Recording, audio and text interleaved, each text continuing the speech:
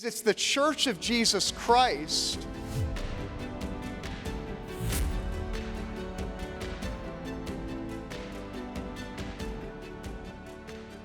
Coach Joe, great to have you back in the CRM studio. And I want to start off because the story is so profound. Tell our audience a little bit about your story, your testimony as of recent, and what you were doing after football games and why. Started out really simple, just giving a word of prayer of thanks to God. It was just by myself, and over time the team wanted to come out, and it grew. So in our 8th year, it was so awesome. We had all the teams in the league out there praying together on the 50-yard line. And this went on for 8 years before anybody had even the slightest problem. And then it turned into a huge, ugly mess, lawsuit that went to the Supreme Court. Yeah.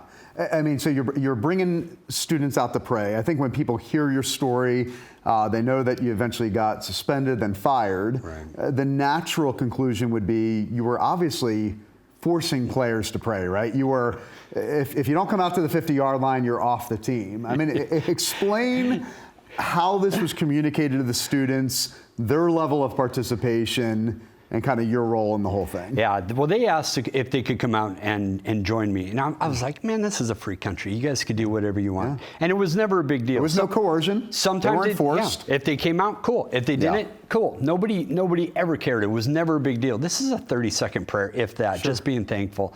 And then, so I asked everybody, I said, just try to find one kid. I coached it for 8 years. We've got 60 kids on the team. Find one kid who felt pressured to pray, or even that I asked. They couldn't find a single kid. Wow, that's amazing. So you're simply a football coach trying to be faithful in the public square.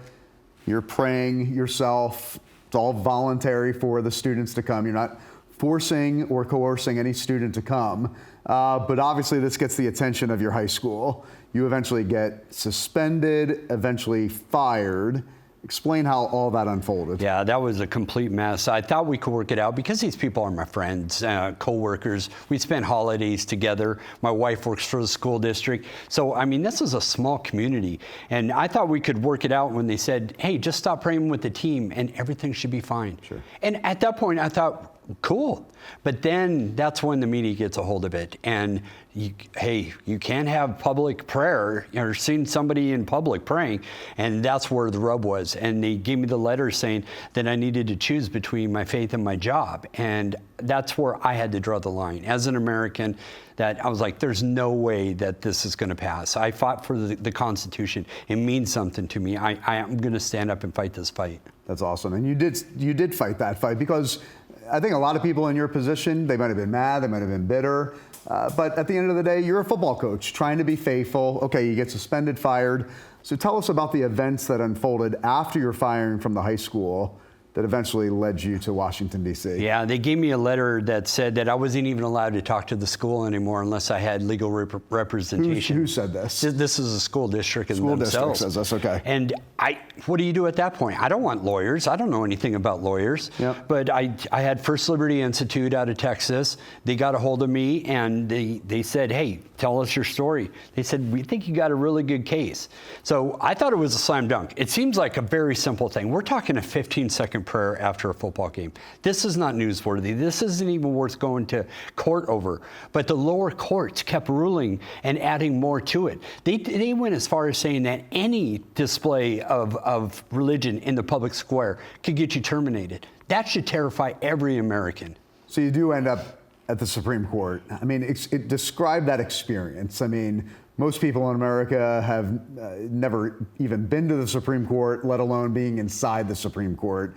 Here you are, former football coach, having your case argued before the highest court of the land. And describe that experience. Yeah, and the only word I have is it's really weird. I mean, you can't describe it. Just the sheer magnitude of what it really means. And to me, the weight of the world was on my shoulders. I wasn't worried about losing or winning or anything like that. It was the repercussions. What happens if I do lose this? I would have just messed up religious liberty for everybody. So I felt like the whole world was pressure on my shoulders, and going to the Supreme Court, that was like the last line of defense. There's nowhere to go beyond that. So I am just so glad that they looked at the Constitution and ruled in our favor and just did what was right. the highest court in America ruled in your favor, and that came with a lot of implications. I think the biggest one, obviously, being Lemon and the reversal of Lemon. Yes. As a child growing up at Coral Ridge Presbyterian Church, the founder of this ministry, D. James Kennedy, I remember often him talking about Lemon and what that meant for the restrictions of religious liberty everywhere. So maybe for our audience that's not familiar with the Lemon case and how your case in particular helped reverse it, explain to our audience what Lemon is and the implications of your case on that religious liberty case in particular. Yeah. So 50 years ago, there was a case, and just like Roe versus Wade was a big thing with abortion, Lemon versus Kurtzman was the one for religious liberty.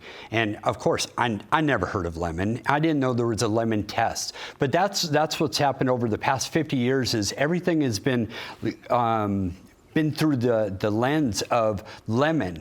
And what it did is it was stacked against anybody of religious faith. So we have lost over 8,000 cases over the past 50 years of our religious liberty because of Lemon. So this isn't just something that was a little bitty blip on the screen. This has been stifled in America, and our religious liberties have been taken away for 50 years, all because of this Lemon. So the magnitude of this was just, it's the biggest thing in our lifetime as far as religious liberty goes. Yeah.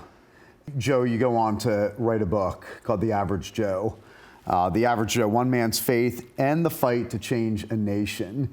And really the premise of the book is to call Christians everywhere, no matter whether you're a football coach, a stay-at-home mom, an educator, an entrepreneur, doesn't matter who you are, where God's placed you. If you belong to Christ, you're called to stand boldly for your faith in this cultural moment. Explain what led you to write that book and why is that message so important right now?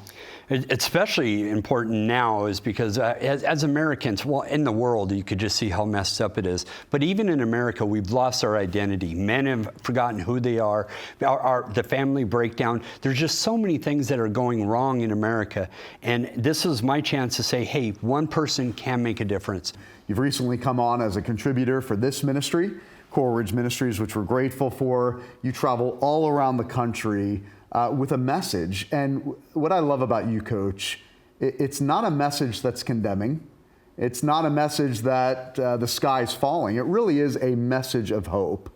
Why is a message of hope? And in a world that's been turned upside down, in a world that is experiencing so much chaos right now, why is the message of hope such a predominant theme in your messages as you're speaking to both adults and the next generation? I really think this is our time to shine. I'm not a great theologian. I don't know the Bible really well, but we are called to be the light. And, I got my Bible verse, 2 Timothy 4:7, fight the good fight, finish the race, and remain faithful. We will get knocked down. We will go to battle. But nowhere does it say we have to win. And that's what I think a lot of people are worried about is, I have to win this fight. No, you don't. You be faithful. God's already got the victory. So there is hope for every single person. Being a person of faith should be just like I'm wearing a shirt. It's not a big deal. It should just be who you are, and it should be our norm in society. That's awesome. Coach, I love that you're on board with us here at CRM.